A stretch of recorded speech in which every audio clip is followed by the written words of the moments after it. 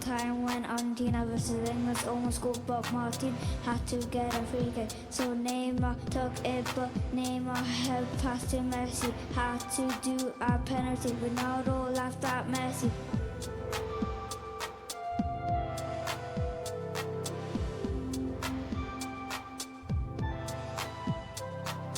So Karim Benzema fouled himself, cause Ronaldo laughed at Messi. So Benzema tackled him, but they almost win the World Cup.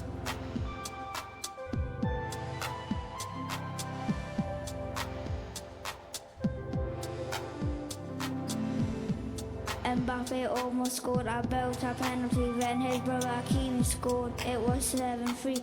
Argentina scored because Kante scored a free kick. Then Argentina won.